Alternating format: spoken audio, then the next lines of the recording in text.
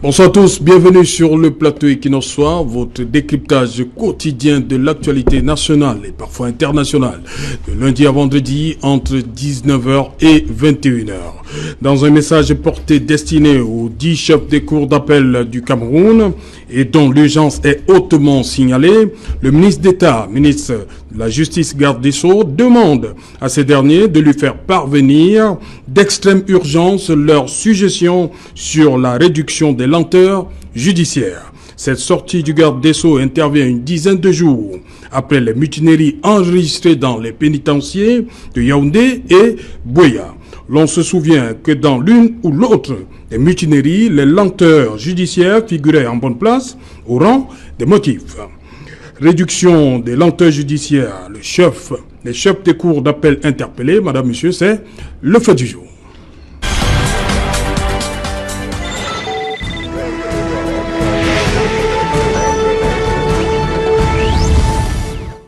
Réduction des lenteurs judiciaires, les chefs de cour d'appel interpellés. Pour en parler ce soir, je suis avec Jean-Baptiste Ketchatin. Bonsoir Jean-Baptiste. Bonsoir Serge Alain Autou. Bienvenue sur le plateau. Merci de nous avoir conviés à la discussion. Voilà, quand vous dites nous, vous c'est le Manidem. Oui. C'est bien cela. C'est bien cela. Ok, bienvenue sur le plateau une fois de plus. À côté de vous, Joseph Marie Elundou. Bonsoir. Bonsoir et merci pour l'invitation. Voilà. Société civile toujours. Toujours. Voilà. Nous essayons d'adopter la ligne centrale, celle de l'objectivité, celle de l'arbitre, n'est-ce pas, que la société civile est supposée représenter. Vous dites bien supposé. On aura compris. Maître Biton, bonsoir. Bonsoir Serge Alain, bonsoir à tous mes co-panélistes et à nos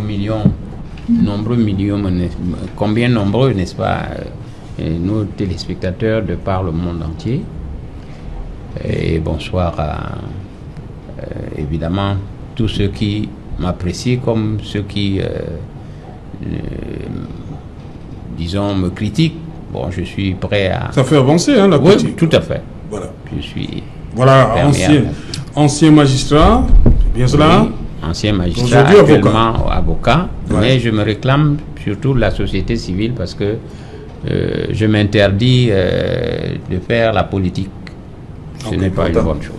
Comme si la politique vous fait. Ouais. Ok. À côté de vous, Camille Nélé. Bonsoir Camille. Bonsoir Serge Alain Autou, bonsoir Copadelis, bonsoir aux millions de téléspectateurs l'Equinox Soir qui... c'est certain, c'est déjà établi, sont scotchés systématiquement à leurs petits écrans tous les soirs, du moins de lundi à vendredi, entre 19h et 21h, parce que Equinox Soir, c'est quand même du gros calibre. Voilà, je commence avec vous, Camille Nélé. On va s'intéresser d'abord à la forme de ce message porté du garde des Sceaux. Il y a une expression, un terme qui revient plusieurs fois, urgence. Y a-t-il véritablement péril en la débat au regard de ce qui se passe depuis une dizaine de jours? Pourquoi le ministre garde des Sceaux, ministre de la Justice garde des Sceaux, insiste sur ce terme? Moi, je pense que c'est une démarche qui traduit beaucoup plus le désespoir que l'urgence. Le désespoir que l'urgence parce que il faut d'abord relever que ce message porté a fuité. C'est une correspondance qui était adressée de façon confidentielle aux 10 chefs de cour. Et on ne sait pas trop comment il s'est retrouvé sur les réseaux sociaux et il a... Vous en êtes encore surpris de ce genre de choses? Non, ça ne me surprend pas. C'est absolument camerounais. Que ce soit de façon bien intentionnée ou mal intentionnée, toujours est-il que cette information a fait le tour des réseaux sociaux avant même que les destinataires eux-mêmes n'en aient pris connaissance. Mais vous voulez dire quoi? Que ça part du ministère de la Justice? C'est là-bas que c'est parti? Ça pouvait même partir d'un des destinataires, pourquoi pas. Donc, toujours est-il qu'avant 19h hier soir, alors que c'était signé dans la journée, le message avait déjà fait le tour de tous les réseaux sociaux. Mais ce que je voulais dire, Serge Alain Autou, c'est que c'est une mesure qui est curieuse. C'est comme si, subitement, le ministre d'État, garde des Sceaux, réalisait qu'il y avait urgence à travailler sur comment on appelle ça là, sur les lenteurs des procédures judiciaires. Pourquoi? C'est pas nouveau. C'est pas la première fois qu'il est garde des Sceaux. Vous savez très bien qu'il a été ministre de la Justice une première fois, après 1992. C'est lui qui a pris le relais de M. Douala Mtome, et ensuite, après avoir fait le tour dans un certain nombre de ministères de souveraineté, il se retrouve de nouveau à la tête du département de la justice. Magistrat hors hiérarchie, qui a travaillé pendant de longues années, et depuis les années 74, à la présidence de la République, aux côtés même de Paul Biya, parce qu'il ne faudrait pas que les gens pensent que Paul Biya ne connaît Laurent Esso que comme ça. Non. Laurent Esso est entré à la présidence de la République dans les années 70, appelé par M. Aïdjo pour entrer dans le cercle très fermé des conseils spéciaux chargés des affaires judiciaires. Et à cette époque-là, M. Biya était encore Premier ministre avant de devenir président de la République. Ça veut dire que c'est quelqu'un qui travaille avec le président de la République depuis plus d'une quarantaine d'années. Bon, maintenant, en sa qualité de magistrat, parce qu'il a été président je crois, de la Cour d'appel, ou bien procureur général à Bafoussam. Il a commencé substitut, procureur de la République, procureur... Donc il connaît très très bien le process judiciaire, il sait comment ça se passe, et il sait au Cameroun comment, qu'est-ce qui peut être bon, qu'est-ce qui peut être perfectible, et qu'est-ce qui peut être amélioré. On ne pourra pas dire qu'il ne sait pas qu'il y a des procédures qui sont tout simplement menées de façon scandaleuse. Il y a des gens qui passent 10 ans en prison sans que leur dossier ne parvienne à la chancellerie. Il y a des dossiers qui font 3-4 ans sans que l'instruction ne soit bouclée. On a vu même parfois certaines procédures où on se demande comment une personne poursuivie pour un détournement, notamment dans l'affaire de l'opération Épervier, pour un détournement présumé de 180 millions de francs, il rembourse l'objet du délit. Il y a un arrêt de poursuite, ils étaient deux, un arrêt de poursuite pour l'une, et l'autre est condamné à 15 ans d'emprisonnement ferme. On ne comprend pas. Bref, il y a des tas de dysfonctionnements dans la justice qui font qu'on se demande exactement à quoi servent tous les conseillers qui se trouvent à la chancellerie, tous les conseillers qui se trouvent même au niveau du Conseil national de la magistrature, même, et tous ces conseillers au niveau de la présidence de la République. Qu'est-ce qui se passe? Pourquoi y a-t-il autant de lenteurs judiciaires?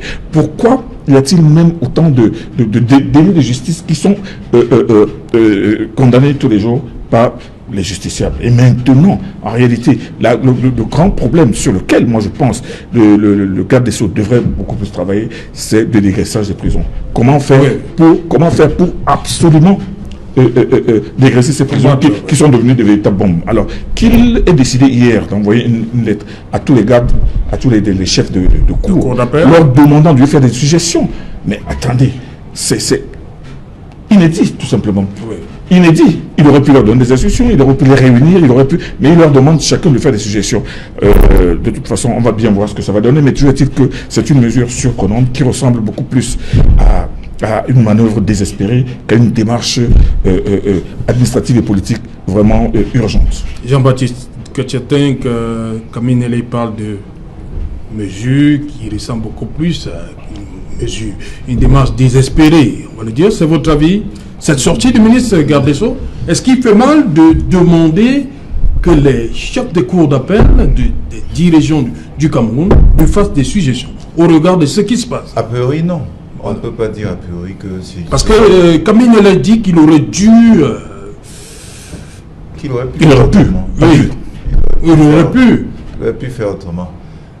Que lui demander qu'on lui fasse des suggestions. Oui, ce qui est embêtant avec nos dirigeants, c'est la coutume du désordre. C'est la coutume de la réaction et non de la prévision. Et c'est la coutume de l'enfarinage. Parce que tout le monde sait depuis toujours dans quel état se trouvent nos prisons.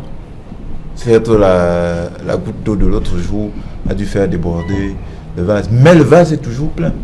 Donc, s'il veut entamer des procédures sérieuses pour changer la situation dans les prisons, c'est déjà bien de consulter, mais surtout, le plus important, c'est de mettre en œuvre toutes les recommandations qui sont déjà connues sur la table. Voilà. Il y a très peu d'intervenants dans le monde judiciaire qui n'aient pas formulé des propositions.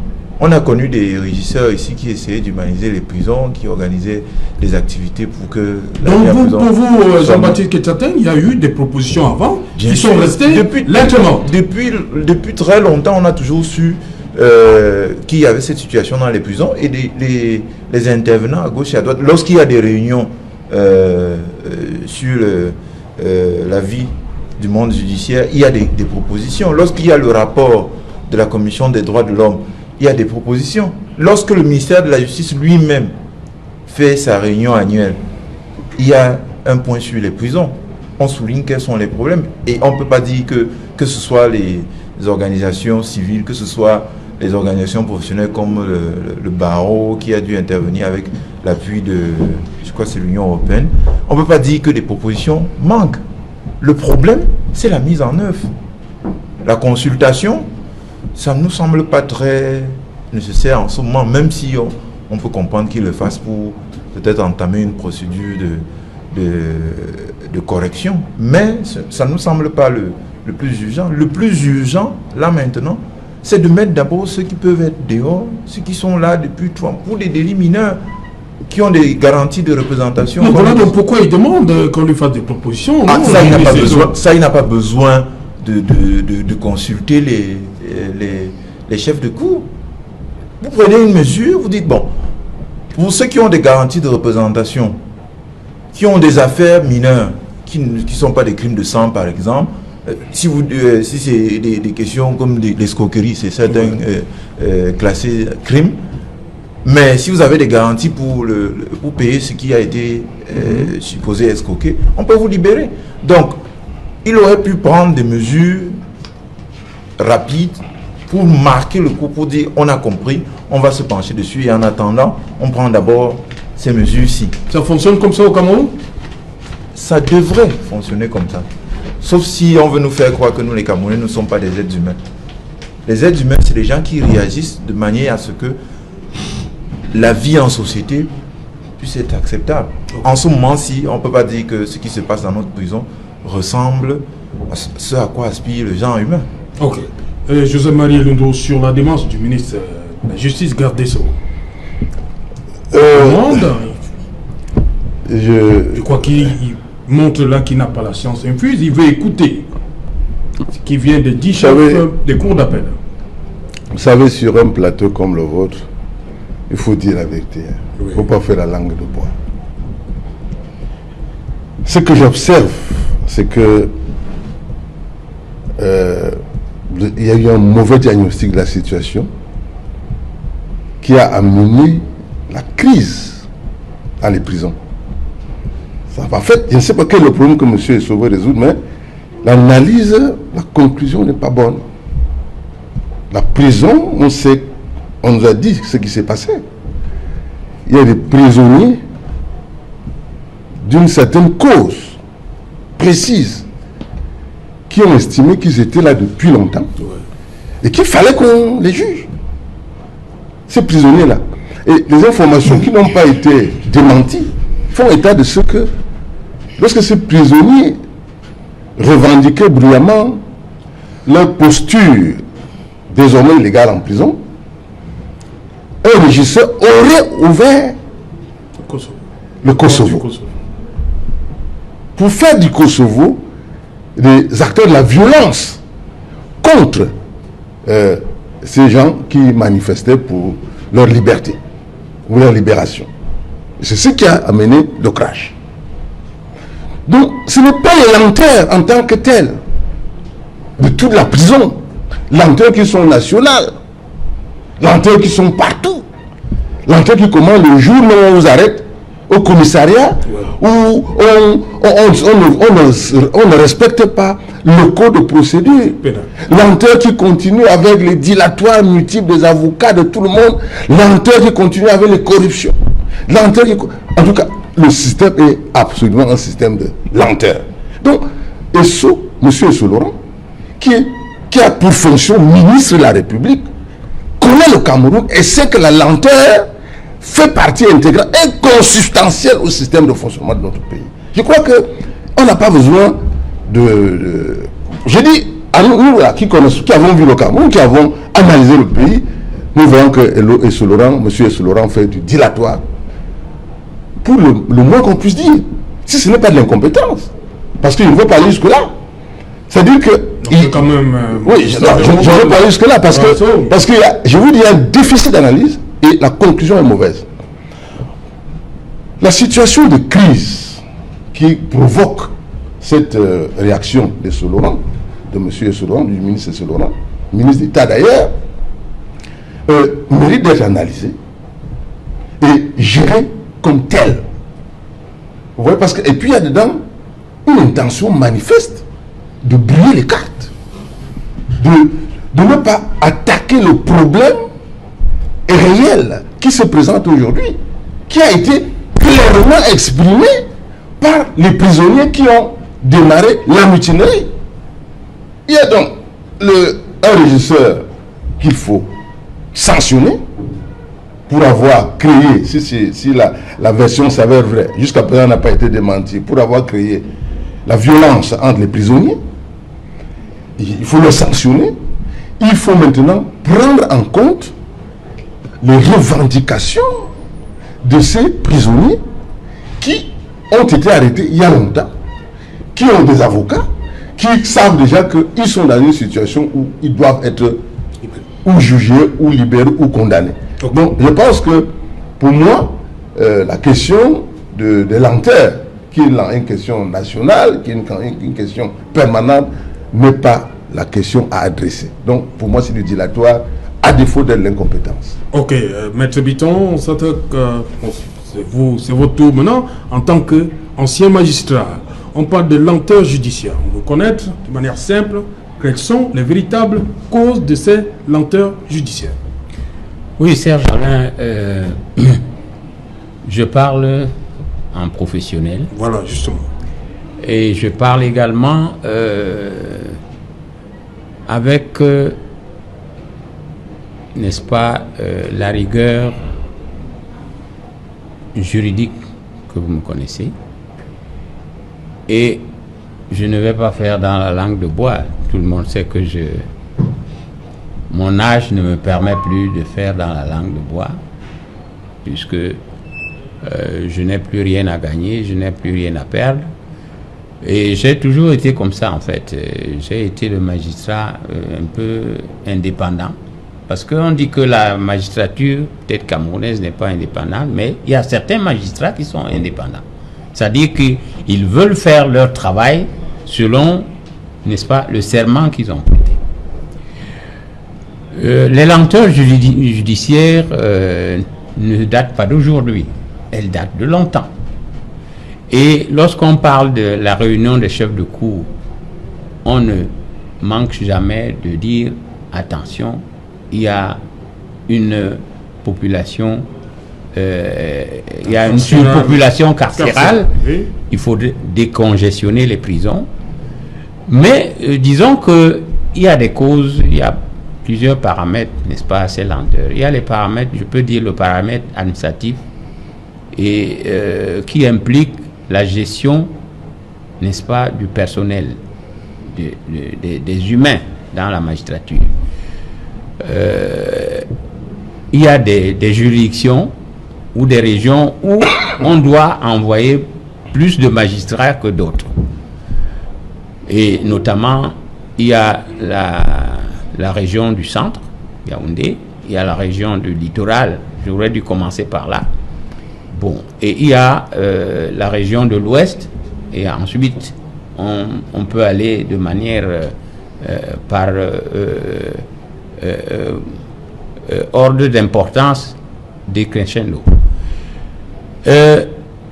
Malheureusement, il se trouve que là où on a besoin de beaucoup plus de magistrats compétents, expérimentés et tout, c'est un peu parfois des gens qu'on y envoie de manière, disons, à tête chercheuse. Et du coup, il y a cet engorgement qui provient du fait qu'il y a d'abord peu de magistrats parce que, par exemple, il y a des juridictions de première instance, de grande instance, à la cour d'appel.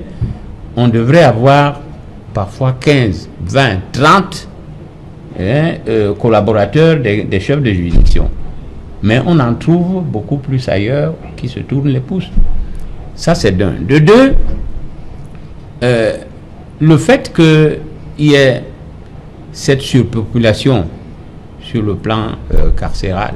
Vous avez suivi dernièrement sur ce plateau, j'avais un journal qui parlait de 90% de prévenus sur 5000 personnes. Voilà. Dans une prison qui devait en contenir 800. Vous voyez, ça fait 5 fois plus. Vous évoquez le personnel. Oui. Nous sommes à la prison centrale de Yaoundé. Oui. Forcément, à Yaoundé, il y a le personnel. Le personnel de... Les magistrats, vous dites qu'il se pose parfois un problème de personnel. Oui, justement. Voilà. On nous fait comprendre qu'il y a le tout le monde doit aller en prison. Cette attitude. Bon. Systématiquement envoyer les gens en prison. Pourquoi? Alors, donc, je dis, là, c'est le paramètre. D'abord, j'ai parlé de personnel parce que parfois, vous trouvez des audiences à 300, 350, 400 dossiers. Oui. Rien que les renvois vous prennent 10 à 12 heures de temps. Or, on avait toujours réclamé qu'il y ait des audiences, n'est-ce pas, de mise en état des dossiers. Ça pouvait décongestionner, n'est-ce pas, les rôles. Et ensuite, parce que moi j'ai fait, je n'ai jamais été envoyé en mission comme magistrat, mais personnellement j'ai beaucoup voyagé et j'ai été curieux de voir ce qui se passe dans les juridictions étrangères, en France, aux États-Unis et même en Afrique du Sud. Vous trouvez un magistrat avec 30 dossiers, 50 dossiers, il connaît chacun de ces dossiers au bout des doigts. Mais quand vous avez déjà passé le temps à renvoyer, n'est-ce pas, les dossiers, vous êtes à la fin fatigué, vous ne pouvez pas donner un rendement. Bon, et parfois la seule issue, c'est envoyer la personne. Renvoyer les justiciables. Bon, il y a aussi ce paramètre moral, éthique. C'est-à-dire, le bonhomme qui sait que il s'est fait affecter à tel endroit, peut-être pour, n'est-ce pas, un intérêt égoïste, ben, pour chaque dossier, il renvoie parce qu'il attend quelque chose. Et ça, on tombe déjà dans la corruption qui est indéniable. C'est plus important que le reste. Bon. Et de toute manière, vous savez, le magistrat remplit la fonction de Dieu. C'est Dieu qui a institué les magistrats. C'est écrit dans la Bible. Le magistrat est serviteur de Dieu pour ton bien. Ça, c'est dans Romains 13. Okay. Alors, il doit savoir donc qu'il a une fonction de rendre la justice en toute impartialité et selon la balance de la justice. Il n'a pas à voir si tel est plus nanti ou non. Or, généralement, pour ceux qui sont corrompus, et ils se connaissent, et ils ne peuvent pas se cacher, puisque même ceux qui les corrompent parlent que moi j'ai donné tant, et parfois ils exagèrent, mais comme de l'autre côté, on ne peut pas dire, oh, il ne m'a donné que tant. Bon, évidemment. Okay. Bon. Okay. Et vous voyez donc que ça fait que tout cela, n'est-ce pas, conjugué, ça fait qu'il y a beaucoup plus de prévenus que... Or, tel qu'on vous le signale, le ministre Esso est revenu ministre de la Justice, garde des Sceaux, actuellement ministre d'État. Il connaît ces lenteurs. Je crois que la meilleure des choses, c'est de dire, donner des injonctions précises. Parce qu'à un moment donné, on a donné ça. On ne veut plus voir des prévenus de plus de 6 mois dans telle prison. Et ça a été exécuté. Mais il faut suivre, il faut implémenter, il faut contrôler. Bon, lorsque vous dites comme ça, moi je crois qu'actuellement, c'est la réaction, comme a dit mon copanéliste, à une situation ponctuelle, n'est-ce pas, qui est une situation de crise. Et évidemment, il faudrait que la communauté internationale soit au courant qu'il y a les lignes qui bougent.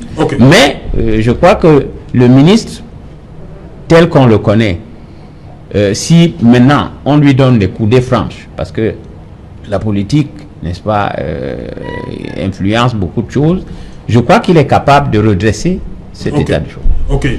Kaminele, est-ce que cette interpellation des chefs de cour dénote d'une véritable envie, une véritable volonté de faire bouger les lignes, de changement?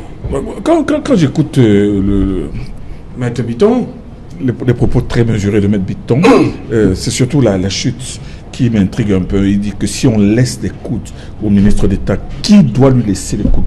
Lui, ministre de la Justice, garde des Sceaux, garant de l'application de la loi, garant du judiciaire au Cameroun. Comment est-ce qu'il peut dire que si on lui laisse les coups des franches, qui est au-dessus de lui? Il n'y a que le président de la République qui est au-dessus de lui. Donc, cela voudrait-il dire que c'est le président de la République qui ne lui laisse pas les coups des franches?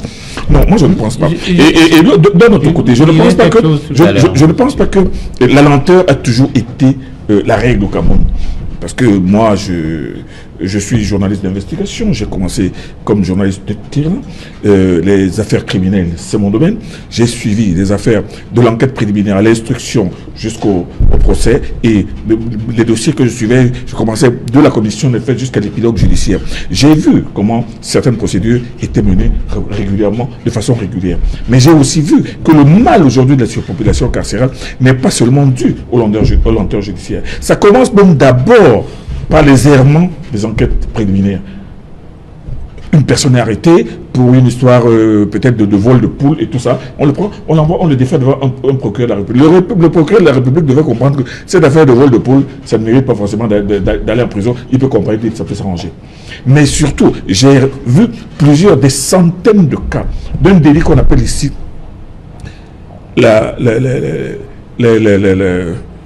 les profanations de sépulture, mais que communément on appelle dans les journaux le trafic des ossements humains. Il n'y a pas de trafic d'ossements humains. Mais je peux vous dire, vous ne pouvez pas imaginer le mal qui a été fait dans notre société à partir de cette histoire où vous voyez un commissaire de police interpeller des pauvres malheureux qui ont des sacs contenant des ossements humains. Ça fait de la publicité dans les journaux, on l'envoie, on dit oui, un trafic d'ossements humains, mais seulement ce gars se retrouve en prison, mais quand il est jugé à l'arrivée, on le condamne pour profanation de sépulture. Mais en attendant, on a fait mousser. Il y a eu une sorte de simulacre d'enquête qui a des conséquences graves. Je vais vous donner un exemple simple. En 1996, il y a un jeune enfant de 11 ans qui a été décapité ici à Douala par des individus qui étaient convaincus que sa tête pouvait être vendue sur un marché de vente de soins humains à 3 millions de francs. Et tenez-vous bien, cette affaire a commencé d'abord par le patron de la police lui-même, à qui on est venu faire croire que nous sommes tombés sur un gang de trafiquants d'ossements humains. Alors lui, il a mis à la disposition de cet enquêteur des personnalités, parmi lesquelles même des étrangers, qui sont allés faire croire aux fameux suspects que non, il y a des gens qui sont prêts à acheter des ossements humains. Ce monsieur-là est allé, il a attrapé un enfant qui rentre de l'école un soir, il lui a coupé la tête et maintenant il allait la donner à l'indicateur de la police. Mais seulement, ce bonhomme-là, qu'est-ce qu'il pensait? Il pensait que en aguichant son gibier, il allait creuser, il allait profaner une tombe, il allait lui apporter un crâne blanchi. Malheureusement, quelle n'était sa surprise de voir le bonhomme lui apporter la tête d'un enfant. Cette affaire a fait un charivari extraordinaire dans laquelle des commissaires de police ont été pris. Et les commissaires de police, et maintenant cette affaire a fait un tollé tel que malheureusement la presse même s'est accrochée à cette affaire. Mais je peux vous dire que et les magistrats chargés de l'enquête sont tombés dans la passion. On s'est retrouvé dans un embrouillamini extrêmement grave. Heureusement. J'étais président de la collégialité de cette affaire-là, enfant décapité ici à Douala. À Douala, mais seulement cette affaire s'est terminée là-bas. On avait le juge Ndié qui a réussi à condamner les auteurs et à libérer toutes les autres personnes. Mais seulement, la population n'a jamais, la justice elle n'a jamais pris la mesure exacte de ce drame-là. Parce que ce drame a conduit même à la mort d'un notable de cette ville de Douala, qui a été arrêté pour une affaire similaire et qui a été inculpé par une commissaire de police absolument incompétente, qui était convaincue. L'assassinat du président Ndié. Du président Ndié. Oui, mais non, ça c'est encore une autre histoire. Moi, je parle de ce genre d'affaires de profanation de sépulture qui a causé la mort d'une des plus grandes sommités traditionnelles de la ville de Douala, tout simplement parce qu'on est venu lui porter une affaire qui n'avait aucun sens. Donc, je veux dire que le malaise vient d'abord des enquêtes préliminaires, ensuite des procureurs de la République qui envoient des gens au tribunal qui les écoutent à pleine fournée, et maintenant, quand le dossier arrive, le président Bitton l'a dit tout à l'heure, on se retrouve avec un magistrat qui se retrouve avec 30 dossiers, mais seulement pendant que les 30 dossiers sont là, et qu'il il est en train d'attendre, il y a 30 autres qui arrivent, chaque jour 30, il se retrouve avec 300 dossiers, comment faire? Il ne fait que renvoyer. Et pendant ce temps, la population carcérale est en train d'augmenter. Et on se retrouve donc avec une population carcérale qu'on ne peut plus gérer. Donc, le problème aujourd'hui, ce n'est pas qu'on fasse des propositions en garde des sons en lui disant, bon, voici ce qu'on va faire, les gens qui ont fait 6 mois, on les libère. Non, et après, ceux qui n'ont pas, qui ont été même arrêtés, inculpés pour des délits c'est-à-dire que pour lesquels aucun élément matériel n'est constitué. Donc, aujourd'hui, pour dégraisser les prisons, une prison comme Konagui qui a 5 000 détenus. 5 000 détenus. Sur les 5 000, il y a 95%. Comment faire? On va maintenant réviser tous les dossiers, dossier par dossier. Moi, je pense qu'il faut commencer d'abord par l'interpellation, ensuite par les procureurs, mais non pas les magistrats de siège qui vont à gérer cela. Ce n'est pas une affaire qui va se faire d'un coup de bâton magique. Ce n'est pas les magistrats qui vont dire, bon écoutez, monsieur le garde des Sceaux, nous allons libérer tout le monde. En libérant tout le monde, on n'aura pas résolu le problème. Le problème est beaucoup. C'est pour ça que je dis, excusez-moi, que c'est une solution de désespoir, alors que le problème de la surpopulation carcérale est connu depuis plus de 30 ans. Mais les lenteurs judiciaires sont connues depuis plus de 30 ans. Mais les lenteurs judiciaires n'ont pas toujours été la règle dans ce pays. Parce que moi, j'ai vu des magistrats traiter rapidement les dossiers. Ok. Jean-Baptiste Ketchatin, surpopulation carcérale, conséquence de ces lenteurs judiciaires-là? Oui, mais il faudrait peut-être aller plus loin, oui. M. Bitton et M. Nel. Il faudrait peut-être aller plus loin, parce que de notre point de vue, le système judiciaire ne tombe pas du ciel. Ce n'est pas comme, contrairement à la foi de M. Bitton, un cadeau des dieux ou de Dieu. C'est un produit de notre société, notre système judiciaire. Les magistrats sortent de notre société. Ils ne tombent pas du ciel. Et le système judiciaire, s'il est aussi mauvais, c'est parce qu'il n'est pas destiné à servir les Camerounais. Si on occulte les origines du système judiciaire camerounais, on ne va pas comprendre pourquoi il produit des horreurs comme celles qu'on voit dans nos prisons. C'est un système de type colonial ou néocolonial, pour dire le mot exact. Parce que lorsque vous avez dans une prison des jeunes gens de 20 ans qui restent là 6 mois pour des délits vol à la tire et qui n'ont pas la possibilité de se réinsérer. Défaut de carte d'identité. Défaut de carte d'identité, des choses pareilles.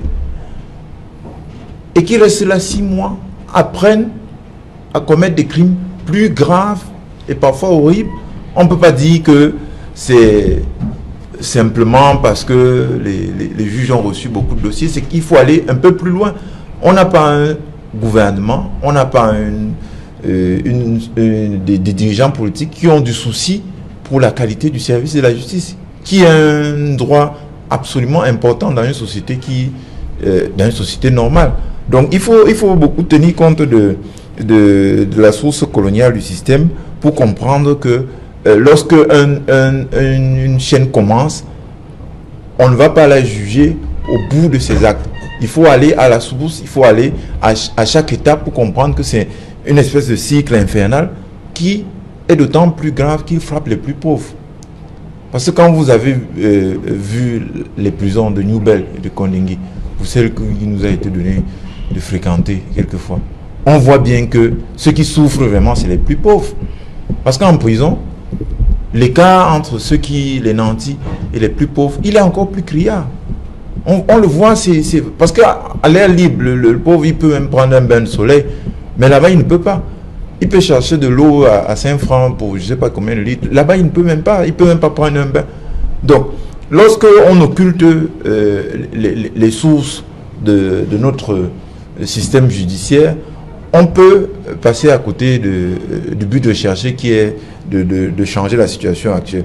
Parce que si nous tenons compte du taux de récidive, par exemple, les magistrats vous disent « Ah, j'ai déjà vu celui-là, ah, j'ai déjà vu celui-ci. » Mais tu es venu ici il y a quelque temps, non? Vous comprenez que c'est parce que la prison, au lieu de corriger dans notre société, encourage le crime que nous nous retrouvons aussi avec ce type de situation-là. C'est parce que au bout au départ de la procédure judiciaire, il y a des populations les plus défavorisées les plus difficiles à défendre que nous avons des prisons surchargées. Parce que ceux qui ont les moyens, lorsqu'ils font face à la justice, ils peuvent s'en sortir plus facilement. Il y a un jeune homme qui a commis quelques bêtises. Si les parents ont les moyens de se constituer un avocat, on peut prendre un avocat, monnayer peut-être même sa sortie. Ce n'est pas le cas pour l'écrasante majorité des gens qu'on voit dans notre prison. Donc, de notre point de vue, il faut tenir compte de cela, tenir compte de ce que nous sommes passés d'une société qui ne connaissait pas formellement le phénomène de la prison.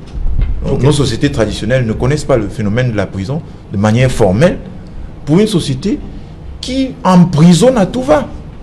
Et vous avez évoqué tout à l'heure, M. Ketchaten, le problème de la réalité de quelques régisseurs qui ont fait un travail extraordinaire dans la réinsertion et dans l'humanisation des prisons. Moi, tout de suite, vous me faites penser à M. Jean-Marie Pomoni, qui est aujourd'hui sénateur, mais qui a fait un travail qui est arrivé ici dans cette prison centrale de Newell dans les années 84-85. Personne n'a oublié tout ce qu'il a fait pour l'humanisation, parce qu'il avait déjà trouvé une prison humaine. L'humanisation, la réinsertion. Parti de Douala, il s'est retrouvé à la prison centrale de Konegi, où il a continué à faire la même chose. Il s'est fait remarquer, effectivement, par cette propension affirmée d'essayer d'humaniser la prison, de réinsérer les détenus et surtout de faire comprendre la réalité de la prison aux autorités. Quand il s'est retrouvé directeur de l'administration pénitentiaire, moi j'en sais quelque chose, je lui ai rendu souvent visite pour cette problématique des prisons.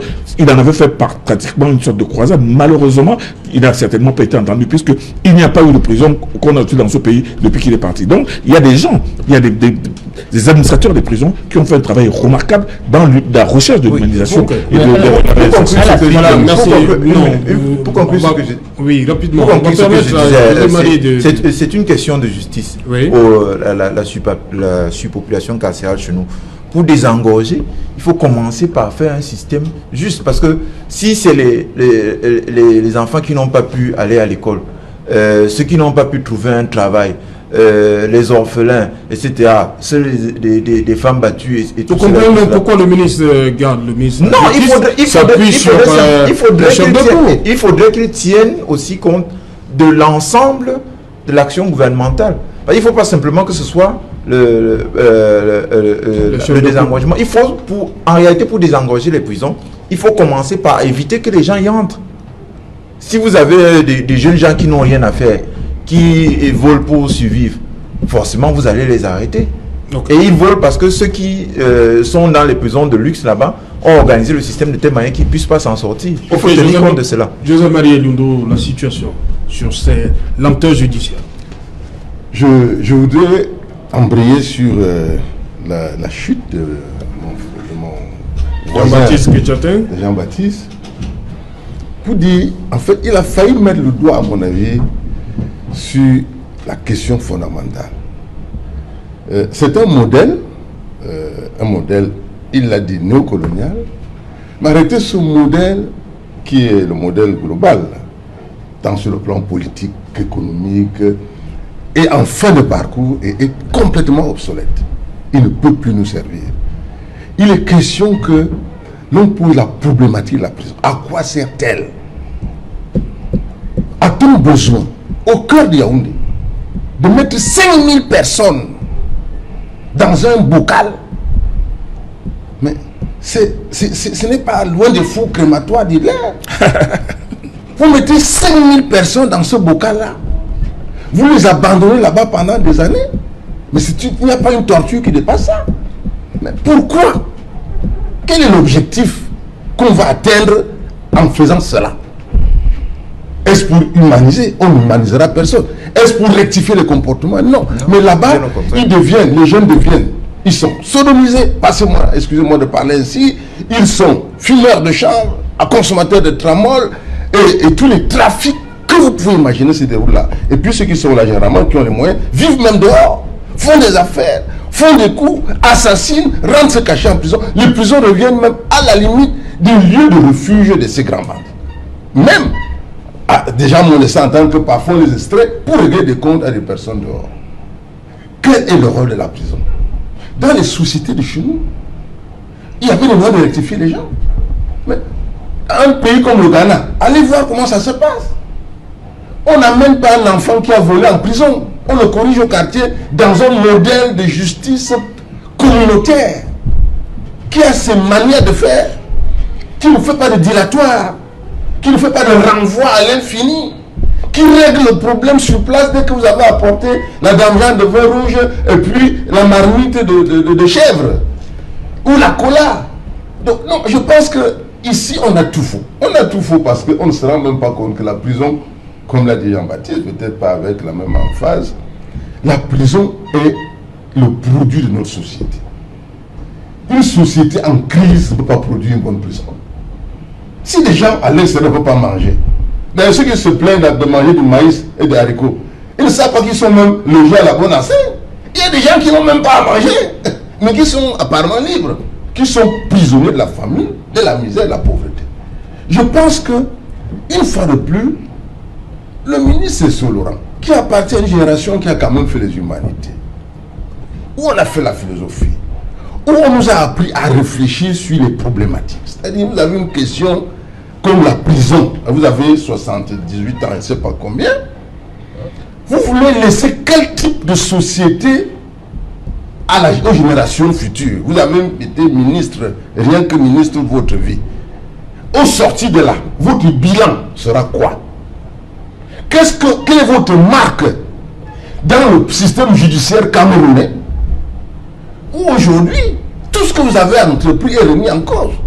L'opération Épervier est remise en cause. On dit que c'est une affaire pour persécuter les gens. L'opération arrestation des Amazoniens est remise en cause. L'opération arrestation des hommes politiques est remise en cause. Il y a des violences dans les prisons. À l'extérieur, il y a l'insécurité généralisée. Ça, c'est ça le bilan. Comment on fait? Est-ce qu'on continue à faire de l'encombre, à faire du vernissage, en envoyant des petits bouts de papier à des chefs de cour pour leur demander de vous remonter je ne sais quelle information?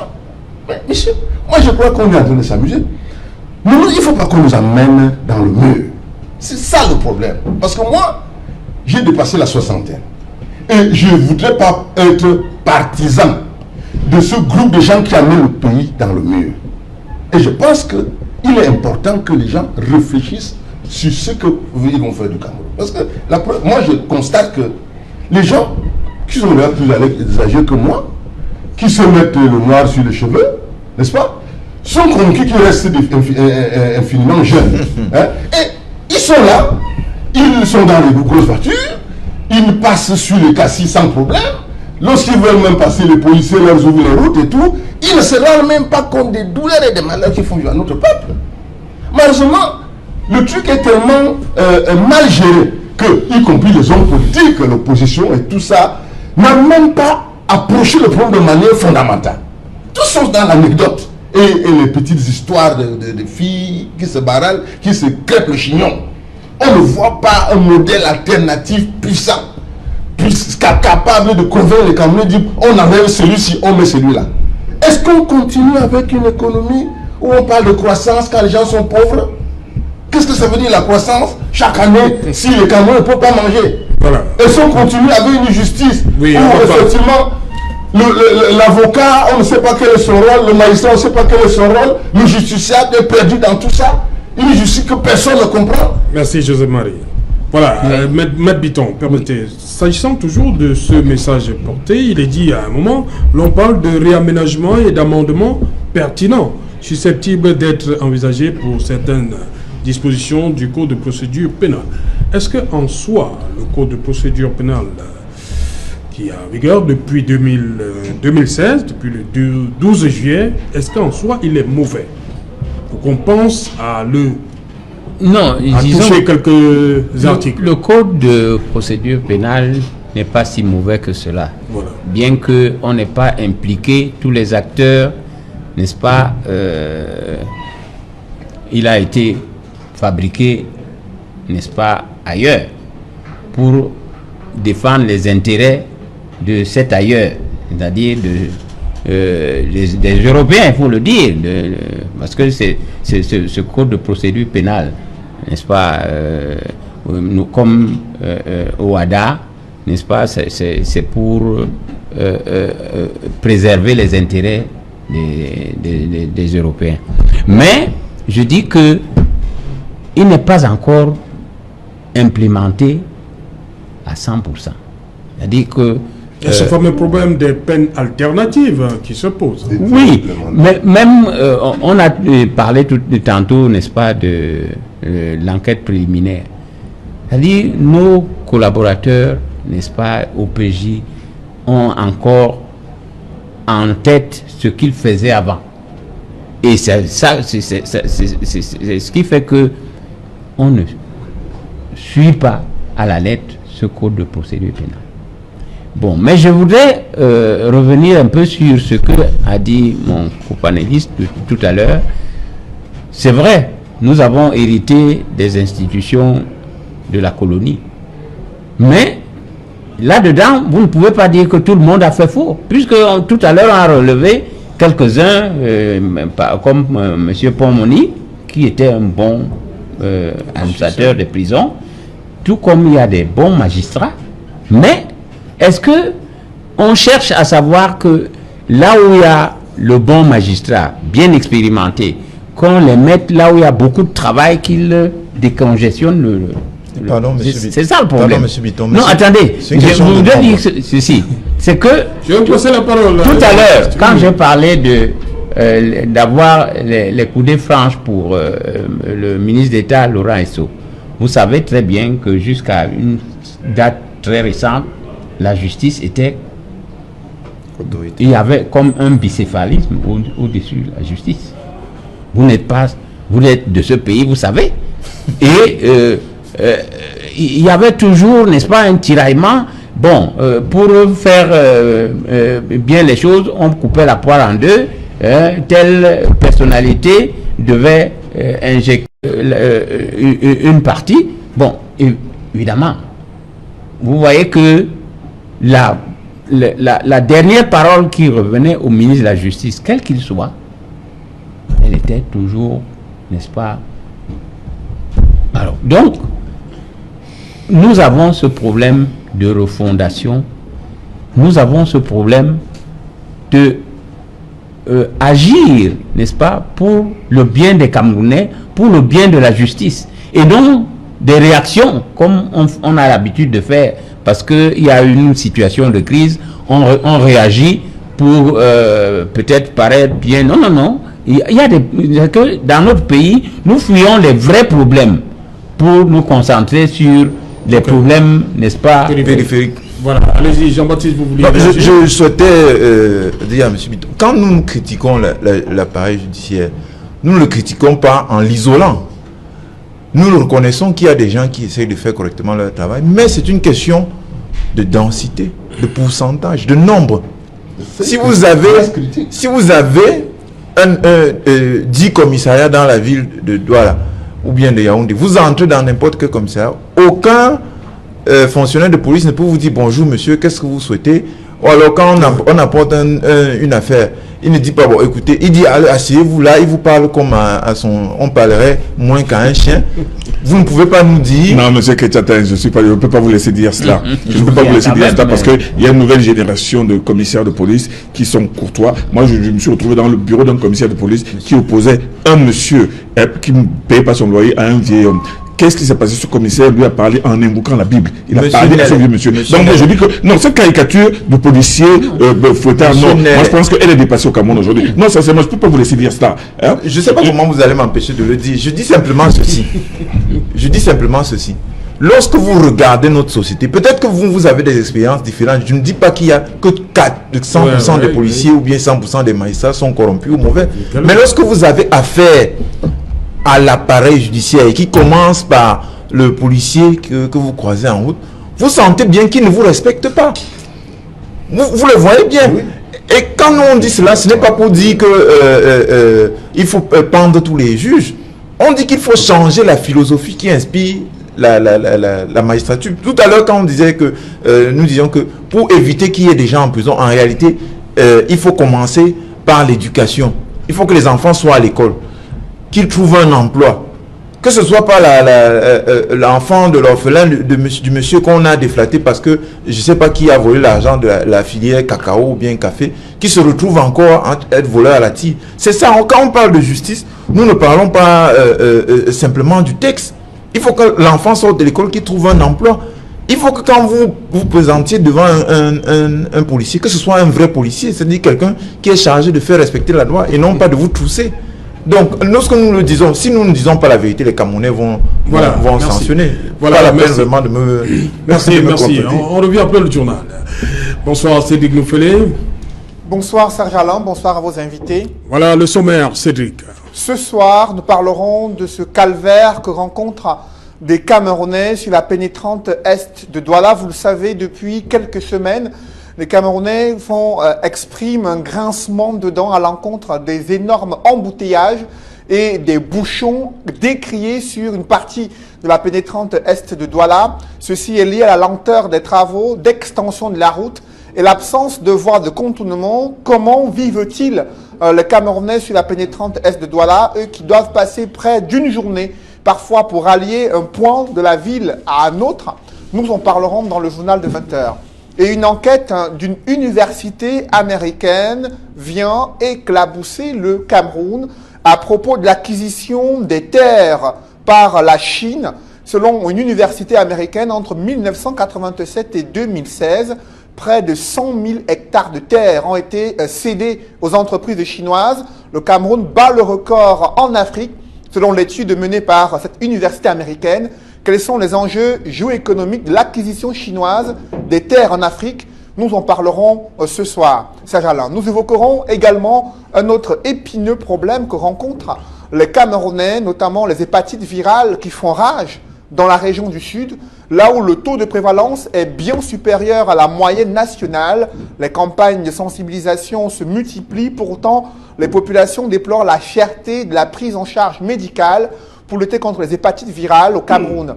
Et nous parlerons de la mise sous normalisation de la Confédération africaine de football.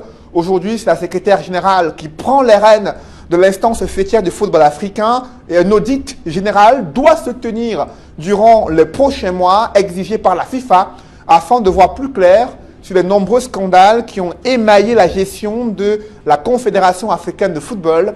Nous en parlerons ce soir. C'est Jalan. Voilà, fin de cette première partie et qu'il en soit. Rendez-vous tout de suite après le journal de 20h présenté par Cédric Noufélé pour tout de suite après, vous aurez, madame, monsieur, le...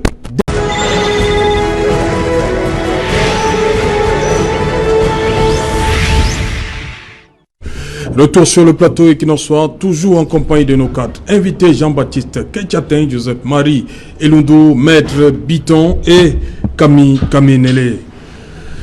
Vous qui avez une certaine, je vais dire, connaissance certaine sur certains dossiers du Cameroun, Sadou Ayatou, quel souvenir vous gardez de l'homme? C'était un Premier ministre absolument particulier. Il est arrivé avec sa fraîcheur, avec beaucoup d'engagement pour le Cameroun. Et surtout, il est arrivé à un moment très très compliqué où la scène politique était en ébullition. Et il a fallu toute sa diplomatie au moment où toutes les forces politiques étaient en train d'exiger la conférence nationale pour que lui, il fasse accepter plutôt la conférence tripartite. Et je vous assure qu'il lui a fallu beaucoup de doigté et tous les hommes politiques de ce pays, même les plus intransigeants, gardent de lui l'idée d'un haut commis de l'État qui aimait beaucoup son pays et qui a fait beaucoup pour le Cameroun. Jean-Baptiste Ketchatin, en 91, lorsque le Premier ministre Sadou Ayatou est en fonction, le Manidem n'existe pas encore. Formellement pas, oui. Mais virtuellement il existe puisque c'est les UPCistes. Oui. Et Sadou Ayatou était bien placé pour savoir quelles étaient les aspirations des UPCistes à l'époque. C'était le camp d'en face, mais je crois qu'il a laissé une image relativement positive dans l'opinion, parce que c'était quelqu'un de conciliant, dit-on. Il avait même une image très drôle dans les médias. Les gens se moquaient gentiment de lui. Oui. Il n'avait pas l'air d'un faucon, tout en étant fils du système, un agent du système, pour ne pas dire un notable de la majorité gouvernementale qui gère le pays depuis 60 ans. Donc, on doit souhaiter que son âme repose en paix, qu'il revienne ici et que le pays lui rende un hommage pour ce qu'il a pu faire de bien. Et on va souhaiter aussi nos condoléances à sa famille. Ok. Maître Bitton, cette période-là, lorsqu'il est Premier ministre, les années de Braise, vous connaissez bien. Ben oui, vous êtes en fonction où? Vous êtes à Douala? D'abord à Bafoussam, oui. Et puis juste après à Douala. Donc j'ai connu les villes mortes et à Bafoussam. Et ce monsieur-là, vous voyez, il reçoit plein de gens, la tripartite, Sadou Ayatou, oui, le ministre. Quel souvenir vous gardez de lui? Oui, c'est un homme, un commis d'État, un haut commis de l'État, compétent, réservé et discret, mais efficace. Ok. José-Marie Lundu, Sadou Ayatou, la tripartite, c'est le mot qui revient toujours. Hein? Sadou Ayatou, l'homme qui a organisé la tripartite. Parce qu'à ce moment-là, on réclamait la conférence nationale, comme un peu partout, hein, en Afrique et tout ça. Mais le président Biya disait, elle est sans objet. Il a sorti la tripartite. Comment vous avez vécu ça, avec Sadou Ayatou?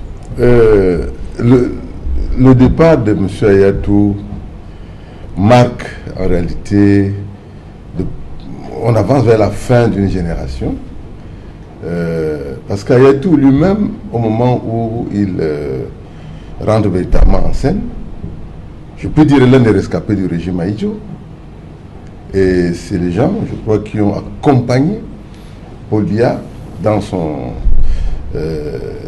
lorsqu'il arrive comme chef d'État. C'est la nouvelle génération des gens, des gars du Nord, qui est une génération d'intellectuels, de technocrates, donc qui veut s'affirmer, et précisément qui arrive au moment où le pays connaît une mutation profonde sur le plan politique et économique. C'est les années dites de Braise, mais c'est également les années où l'environnement mondial, toute la géopolitique mondiale est en train de se modifier. Et où effectivement on rentre dans la mondialisation, où le mur de Berlin venait de tomber, où effectivement les vents de démocratie soufflent sur l'ensemble du continent. Et effectivement c'est un peu une sorte de folie générale. Il fallait trouver des solutions immédiates parce que ce n'est pas très différent de ce que nous vivons là aujourd'hui. Nous étions nous-mêmes très jeunes, nous vous en voulions. Il était question que les choses bougent, que les choses changent. Mais évidemment, Paul Biya était là. Il est toujours là. Et les informations que nous avons reçues à l'époque, qui venaient de l'opposition camerounaise, parce qu'il ne faut pas oublier que l'opposition camerounaise s'était déplacée pour aller demander la conférence souveraine à Mitterrand. Alors, parmi lesquels les Kodok et Bois, je crois, et quelques-uns qui étaient partis du Cameroun. Il y a cette photo de Jeune Afrique économique, on voit. Voilà, qui sont allés demander la conférence nationale souveraine, qui était une sorte de panacée à l'époque, qui a traversé le Bénin, je crois. Oui, qui a traversé le Congo, Gabon, tout le monde, le Congo. C'était les informations qui nous parviennent, nous n'étions pas là, de ceux mêmes là qui étaient là-bas, c'est que Mitterrand leur a dit, il n'y aura pas de conférence nationale au Cameroun. Il y aura une tripartite. Donc, pourquoi alors que ça s'est passé chez le voisin. Le président Biya avait dit que... Parce que ce que le président Biya apparaît toujours comme étant un peu chouchouté par le président français. Peut-être jusqu'à le président français les premiers présidents français. Et le Cameroun lui-même a une position particulière sur la géostratégie africaine. Donc, je pense que c'est ce qui nous aide un peu, parce qu'on a peur de bousculer le Cameroun. Si vous bousculez le Cameroun très fortement, toute la sous-région jusqu'au Soudan peut se ressentir en difficulté. Donc, je pense qu'on n'a pas voulu bousculer le Cameroun, parce que les conférences nationales étaient en réalité des moments où le chef de l'État perdait son pouvoir, et le pouvoir était entre les mains d'une conférence Ça dépend. Des gens, effectivement... Comment ça? On a vu, beaucoup sont tombés. Non, ça dépend. Jean-Baptiste, tout ça aboutissait à des élections générales. Et la plupart tombaient. Non. Donnez-moi le select en dehors du président Bongo. Non. Le Bénin. Non, Kérékou est parti, il s'est fait secouer. Il faut faire attention. Pour venir. Oui, il est quand même parti. Mais il est parti. Il faut faire attention. La en contrôlant. Il faut faire attention. Moi, je voulais finir, M. Kérékou, en disant que il y a certainement des exceptions, mais les conférences nationales étaient cette panacée, ce vent qui soufflait sur les... Qui mettait à mal les pouvoirs des présidents. Voilà, de l'époque, dans l'objectif de changer de mode de gestion de l'État pour faire des États démocratiques. Et la plupart des chefs d'État qui ont accepté cela ont été balayés par les conférences. Et moi, je pense, mon analyse personnelle, je pense que le Cameroun a été épargné du fait de sa position géostratégique au cœur de la sous-région.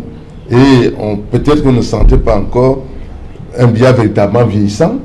On voyait un Biya qui venait de sortir justement des lois d'exception, n'est-ce pas, qui était en réalité dans une mouvance de réforme, qui lui-même venait d'être recommandé par la mère patrie. Donc je pense que sa fraîcheur également, le fait qu'il venait d'être là, a également été importante pour qu'il ne soit pas effectivement bousculé comme les Kérékou qui sont arrivés par des coups d'État, Sassou Nguesso, etc. Voilà. Oui, Jean-Baptiste. Il faut se souvenir de ce que le président Biya avait dit publiquement, que la conférence nationale est sans objet. Sans objet. Et il a précisé dans une interview, je crois, à Cameroun Tribune, que elle était organisée dans les pays à régime soi-disant marxiste. Je crois qu'il avait dit ça doit être début 91 par là. On peut retrouver l'interview. Donc, il y a eu, cette période-là, il y a eu beaucoup de confusion, comme disait un de nos illustres aînés, Moukoko Priso, qui est mort il y a 1 an. Il y a la confusion et il y a beaucoup d'impostures. Parce que lorsque les Camerounais réclament une conférence nationale, c'est un nom pour désigner un moment, une organisation, une manière de discussion. Qui était à la mode. Pardon? Qui était à la mode. Elle était peut-être à la mode, mais c'est surtout le contenu qui est important. Parce que si on regarde, oui. Voilà. On a si on regarde national souveraine. Oui. Si on regarde, c'est pour ça que je dis que le contenu c'est le plus important. Si on regarde à travers l'histoire, on a déjà réclamé la conférence nationale souveraine. Lorsque l'UPC a bousculé le colon français et britannique au Cameroun, elle a demandé qu'il y ait une table ronde pour que les protagonistes de la crise s'asseyent et discutent de comment on sort de la crise. Ça a été refusé. Donc, 90, c'était une sorte de remède, comme aujourd'hui, lorsqu'on demande qu'il y ait un dialogue inclusif. C'est une sorte de conférence nationale où on va s'asseoir et dire, bon, voilà d'où vient le pays, les problèmes que nous vivons. Chacun va exprimer son point de vue. Les problèmes que nous vivons. Surtout, en politique, les concepts ont un contenu. Et si vous permettez les mots ont leur sens. Si vous permettez que je... Vous m'avez également pris la parole. Donnez-moi 2 minutes. On dit non, je ne vous ai pas pris la parole. Je vous ai pas pris la parole. Conférence nationale souveraine, c'est-à-dire une institution qui est au-dessus, même de tous les autres. Non, je voulais surtout que le public comprenne notre point de vue. Lorsque du point de vue UPCiste, nous réclamions une conférence nationale souveraine, c'était pour refonder le pays. C'était pas pour faire ce qu'on a vu au Gabon, où les gens s'écrivent, ou bien au Togo, ou bien au Congo, chez Mobutu. Vous voulez une assemblée constituante? C'est une espèce de constituante, mais une constituante par les Camerounais, dans l'intérêt des Camerounais. On peut faire une conférence nationale souveraine et la vider totalement de son contenu. C'est ce qui s'est passé presque partout. Presque partout. On peut faire une conférence nationale et installer au pouvoir des hommes liges. C'est ce qui s'est passé au Bénin. Vous avez l'impression que les choses ont changé, mais fondamentalement, rien ne change. Lorsque on fait le bilan de la soi-disant démocratisation de ces pays-là, Mali, Bénin, au fond, qu'est-ce que ça a apporté? La pauvreté des populations béninoises. Quand ils font les bilans officiels, j'ai entendu ça, quand ils faisaient les bilans officiels de la démocratisation au Bénin, on dit que d'un point de vue socio-économique, ça a reculé. Même avec l'UPC, qu'est-ce qui nous l'environnement était le même. Non, attention. Attention, monsieur. Sauf si vous faites... Qu'est-ce qui aurait empêché que l'UPC n'ait pas de manipulation? Monsieur, un peu de respect pour l'UPC. L'UPC, ce n'est pas une affaire dont on peut parler comme ça. Mais il y a des autres pays où on n'est pas... Il n'y a pas de parti qui soit comparable à l'UPC dans les autres pays. Ça n'existe pas. Okay. Donc, pour conclure ce que je dis... Vous n'allez pas monopoliser la... Non, je vais vous passer la... C'est parce qu'il m'a interrompu. Je dis que le contenu est plus important que le nom. C'est pour ça que je vous dis, quand vous regardez le cas du Mali, qui n'a pas applaudi la transition malienne. Pourtant, le fond, je dis que changer la politique, au fond, c'était ça, le problème qui se posait en 90, et non le fait qu'il fallait l'appeler ainsi ou là. Donc, de ce point de vue-là, M. Ayatou et M. Biya, ils ont bien fignolé leur affaire pour leur camp, mais pour le pays, c'était un désastre. Voilà. On voit 25 ans plus tard où on en est. Conférence nationale sans objet. Maintenant, on nous parle du dialogue inclusif, dialogue national inclusif. Même cause, même résultat. On attend de voir. Okay. On attend de voir. Voilà. Maître Bitton? Oui, moi je crois que je ne suis pas un homme du passé. Et vraiment, on a échoué, n'est-ce pas, ce virage de la démocratisation à l'époque. Maintenant, on est en train de réclamer vérité, justice, une commission, vérité, justice, réconciliation.